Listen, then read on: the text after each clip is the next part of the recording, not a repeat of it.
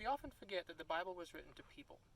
Now, when Paul was writing the letter to Corinth, where I am today, he was writing a letter to the people in Corinth. Now, God inspired it, and so God wanted to be saved for us, for our spiritual training as well. But he was writing it to the Corinthians, and knowing more about them, we can better understand what Paul wrote and why he said the particular things that he did. So Corinth, first of all, was not just one city. It was a city, but it was also a state. So basically everything that you can see here was all part of Corinth. Corinth is actually down the hill there, that direction. I'm on top of the Acro-Corinth, which is a hill overlooking Corinth, which was an ancient fort. I'm actually sitting in the Temple of Aphrodite. And back in the day, Corinth had a very unique position here, because Corinth is situated on an isthmus. Now that's a Greek word literally meaning neck, and it refers to that narrow strip of land that connects the mainland down to what would otherwise be an island. This in fact was the first isthmus, the Isthmus of Corinth, which is where we get the word in English today. And so being on this neck, Corinth was in a position to regulate the trade that passed from that sea over into that sea. Because the only other way to get around here is to go way around and come back around the other side. Athens is over there, just behind that hill in the distance. Rome and Italy and other places like that over in that direction. So to get there, you either have to go sail way around this peninsula, or you can go right across here, across that little neck. So Corinth controlled that, which made Corinth very prosperous. They considered building a canal across there in ancient times, even under the time of Julius Caesar, but it would prove too difficult for ancient technology to do. So what they did instead was they built one of the world's first railroads, and they dug a trench across there, and they got down to the bedrock, and then they carved grooves in the bedrock so the wagon could be dragged straight through those grooves without being diverted from side to side. And they took really big wagons, and they'd pick up the boat on this end, and they'd put it on the wagon, and they'd take it across about 5 miles over to that other bay. And they could accomplish in about 3 hours what would take weeks to do the hard way around the peninsula. But for all this wealth, Corinth lacked prestige. All the ancient myths about Hercules and Zeus and so on, they took place all over Greece. They took place in Sparta, they took place in Athens and farther north. But they didn't have anything happen in Corinth to speak of, and that made them feel insecure. It was as if you had Jerusalem over there, and you had the Vatican over there, and here you are in St. Louis, Missouri. There's just nothing, you feel awkward, you feel insecure about it. But while Corinth was rich, it lived in the shadow of Athens. Athens is not that far away over there, and Athens had its own city-state, and it was the center of wisdom, the center of learning, the center of all kinds of commerce and pottery. It had the navy that was the biggest in the area, and so Corinth always kind of felt inferior to Athens. On the other hand, in that direction, you had Sparta, which was famous for military. They were the most aggressive military, possibly one of the most aggressive military states the world has ever known. And here's Corinth in the middle. All they have is money. So this puts Corinth in a position of insecurity, of feeling inferior about themselves, and that sets up the background for what Paul says in the very first words that he says to the Corinthians. So 1 Corinthians 1 verse 5 says that in everything you are enriched by him in all utterance and in all knowledge. Verse 7 says, so that you come behind in no gift. And skipping down to verse 17, for Christ sent me not to baptize but to preach the gospel, not with wisdom of words. Now wisdom of words was all they knew how to do in Athens, and the Corinthians were feeling insecure because they didn't have that same level of wisdom of words, and Paul here is telling them that's not that important. Because he says in verse 18, the preaching of the cross is to them that perish foolishness, but unto us which are saved it is the power of God. For it is written, I will destroy the wisdom of the wise, the wisdom of the Athenians, for example. It will bring to nothing the understanding of the prudent. Where is the wise? Where is the scribe? Where is the debater of the world? Has God not made foolish the wisdom of this world? So knowing the context now, you can see that the debater of the world, the disputer, it says in the King James, that's all Athenians taught people how to do, was how to debate and how to argue principles all day long, every day. And that was what was considered to be intellectualism. And that was what the Corinthians were feeling inferior because they didn't have intellectuals in their city like the Athenians had. And Paul is saying that doesn't matter. Where are they going to end up? Has not God made foolish the wisdom of this world?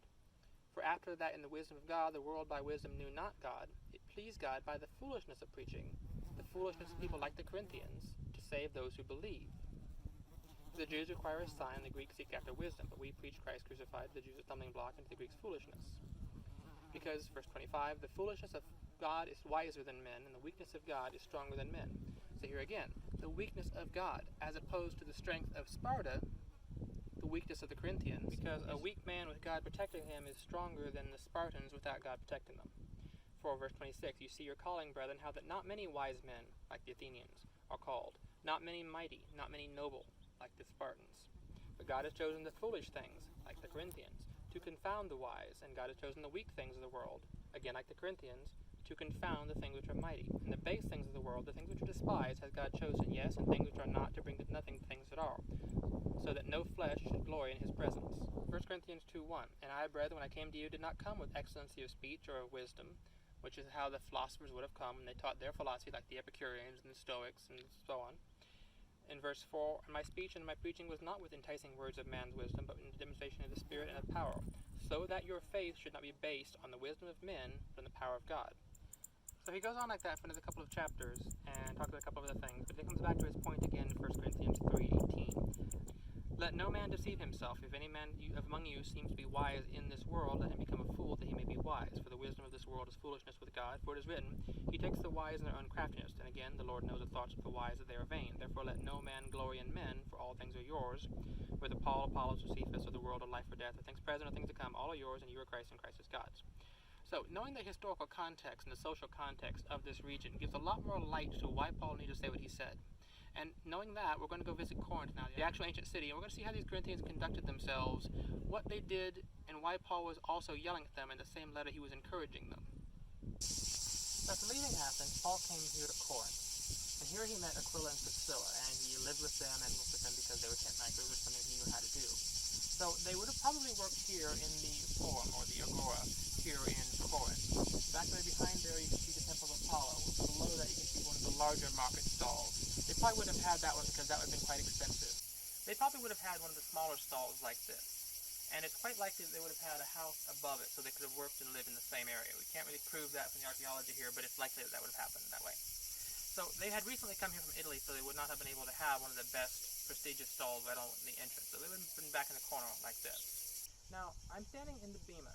It says in Acts 18 that when Paul came here from Athens, after he was here for a while and stirred up his usual amount of trouble, the Jews tried to bring him before the magistrate to get judged and to get kicked out of the city. The magistrate basically said, "This sounds like a Jewish problem and I don't really care, get out of here." But this is the exact spot where the judge would have stood in judgment over Paul. And out there would have been Paul and the Jewish people who were trying to get him kicked out, and the Greek people who were trying to support him. Now this event, which every Christian in Corinth would have known, is probably why Paul refers back to judging on several occasions in his letters. For example, in 1 Corinthians 2:15, "He that is spiritual judges all things, yet he himself is judged of no man." Also, 1 Corinthians 4:3, "But with me it is a very small thing that I should be judged by you, or of man's judgment. Yea, I judge not my own self. For I know nothing by myself, yet I am not hereby justified, but he that judges me is the Lord." So here he's saying again that the judgment that took place here, however it had gone, means very little to him. And that it should also mean very little to them as well. And to conduct their business based on what God says and not based on what man says. So that goes back to Acts 5 again. The first century AD was a great time to be in Corinth. The Romans were investing huge amounts of money in rebuilding the city and in expanding it. There was a lot of money coming in from the transit across the isthmus from Roman trade and Greek trade. And so anybody who was here, it was kind of like being in San Francisco during the gold rush. Anybody could be a millionaire, anybody could go broke. So behind me there was a plinth on top of which used to be a huge statue. And on the statue was inscribed that this was a freed slave who had made enough money to pay for his own statue to be put up here in the marketplace. So it's a way of bragging, and it's also a way of inspiring those who are still trying to make it in the world. Now why that's interesting to the Bible is that in Corinthians it says, "Let no man seek his own, but every man another's wealth." That's 1 Corinthians 10:24. And also 2 Corinthians 10:12, "For we dare not make ourselves of the number or compare ourselves with some that commend themselves, like this guy did. But they measuring themselves by themselves and comparing themselves among themselves are not wise." So this was a culture that was very much about who could get ahead, who could measure themselves by their accomplishments, who could get a pillar put up in the middle of the city. And Paul was telling these Corinthians who were infused with this kind of an idea that this was not how you were supposed to measure yourself. You did not measure yourself by your accomplishments, by your money, by your success in the world, but rather by your faith and how much God blessed you spiritually. It continues on in verse 15, "Not boasting of things without our measure," going on in 17, "But he that glories, let him glory in the Lord. For not he that commends himself, like this guy did, is improved, but whom the Lord commends." Another fascinating thing to be found in Corinth is this pavement stone. You can't quite see it clearly there, but what it says is Erastus Pro Adil St. Sauris, or something like that. I don't really read Greek. The point is, actually this is Latin, don't read that either.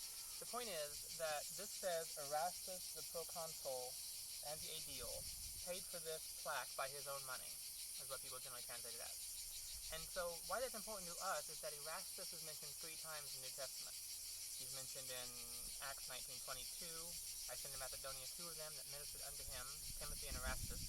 Romans 16:23, "Gaius my host and the whole church salutes you. Erastus the chamberlain of the city salutes you, and Quartus the brother." Now this is written from Corinth, Erastus was the chamberlain or the treasurer of the city. And that's close enough to the court of Aedile, which was basically the guy who was in charge of public works in the city. So he was obviously wealthy, and he had enough money to pay his payment. And they charged a lot for these in those days because it was a sign of wealth. It was a sign of being somebody that you could do this. And this proves that the early church wasn't all poor Jews, but also had people who were wealthy and influential in the church as well. And also it shows an example of what I mentioned earlier about how people were putting monuments to themselves and bragging about how they had power and money. And this is something that Erastus was also guilty of, presumably earlier before he was converted. But it shows that it's something he overcame as well, because he had to leave quite a bit of power and money behind to be sent all over Asia by Paul, because he clearly was a trusted emissary that Paul sent places on his behalf. He also says in 1 Corinthians 4:7, "For who makes you to differ from another, and what do you have that you did not receive? Now if you did receive it, why do you glory as though you had not received it?" So this was a culture that was entirely consumed with comparing itself to each other, with setting up statues, with making engravings in the ground. I built this, I paid for this. And he's having to break this habit from the Corinthians. So it's quite likely that he was thinking of this statue or one of the many others like it around here in Corinth when he wrote the letter to the Corinthians, because they knew about this stuff. This was the marketplace. This is where everyone hung out. They could not have not known about these kinds of things. So as always, there's a lot more that this would have meant to the Corinthians than what we see when we read the Bible today. For example, you've heard of the Olympian Games. They were done every 4 years in ancient Greece, starting around 776 BC. However, there's also the Isthmian Games, which were done here on the Isthmus, which Corinth was the host of. These were done every 2 years, the year before and the year after the Olympiad. So why that's relevant to the Corinthians is that when we read the Corinthians, we don't notice that he's actually referencing these exact games and comparing them to becoming a Christian. In 1 Corinthians 9:24, "Know you not that they which run in a race run all, but one receives the prize? So run that you may obtain." This is one of the main events of the Olympic Games, with the races. "And every man that strives for the mastery," this is talking about wrestling, which was another one of the biggest events in the Games. "Everyone that strives for the mastery is temperate in all things." And that means he doesn't get drunk, he doesn't eat too much, he takes care of his body, which is something that the Christian is also supposed to do, all those same things. The point is, they were doing this for a corruptible crown, one that was temporary. We are doing it for an incorruptible crown, so how can we not do the same or even more than they do, the worldly wrestlers, the worldly athletes? "I therefore so run, not as uncertainly." So he's not just strolling along, he's attacking, he's running for his life. "So I fight, not as one that beats the air." So he's not just punching the air, he's hitting the punching bag, he's wrestling with men, he's challenging himself, he's working hard. Are you attacking your Christianity this way, is what he's saying. Are you working like an Olympic athlete would work to win his crown? Your crown is better than theirs, so why would you not work just as hard, if not more, than they worked for their corruptible crown of gold? So then as now, Christians were not taking this seriously enough. They were training like they were training for some local competition, some high school competition. And he's saying you need to train like you're playing for the Olympics. Christians need to take this seriously and work hard as if they were training on that level in order to overcome. Another thing that isn't immediately obvious to us when we read Corinthians is in 1 Corinthians 11:20. "When you come together therefore into one place, this is not to eat the Lord's Supper." Now that's the only time the phrase Lord's Supper is used in the Bible. And it's ironic that people call the Lord's Supper when it's only used once, and that's a negative connotation here in Corinthians. Now what it was actually saying was the Lord's Supper is translated in the Greek word kurios, which just means Lord. It's applied to all kinds of lords, and among them, Lord Apollo.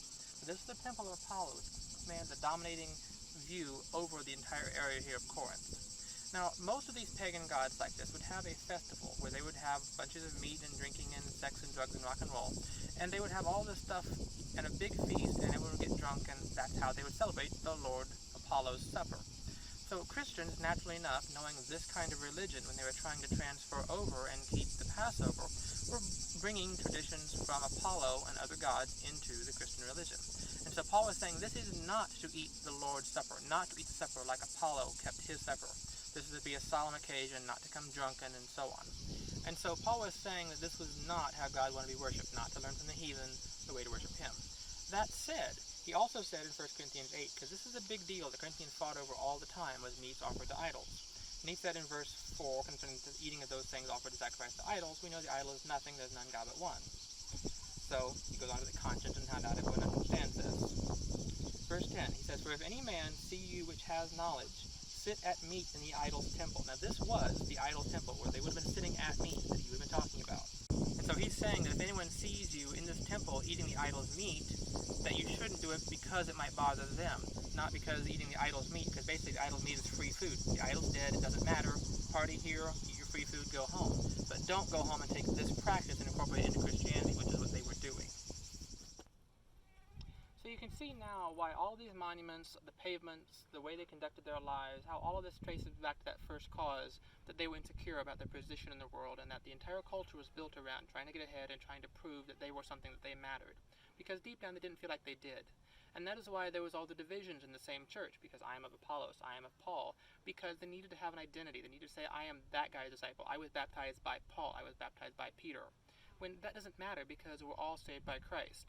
But they needed to identify with a faction, with a team that they could say was theirs, because they didn't feel like they had enough self-worth on their own, so they needed to borrow some from Peter, borrow some from Paul, borrow some from having a statue or a pavement named after them in the city. And so a lot of what Paul said was meant to convince them that they didn't need to do these things, and that in fact they shouldn't do these things, because being wise in the world, having monuments made after you like the world does, actually gets in your way.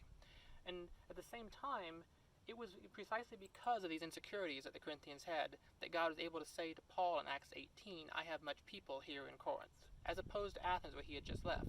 Because in Athens, they had self-confidence. They knew where they belonged. They thought that they mattered as they were. The gods loved them as they were. So they did not need to repent the way that the Corinthians did. The Corinthians could obviously see that they were not good enough and that there was something wrong with their life. And as much as they tried to hide that fact and cover it up, God was able to see it. And because of that, Paul was able to work with them, convince a lot of them, and show them the wisdom of this world that they were so deeply covetous of didn't really matter at all. And what really mattered was that they humbled themselves under God, do what they were supposed to do, and let the rest of the chips fall where they may, which is a good lesson for any of us. So I hope you learned something today in Corinth. I know I did.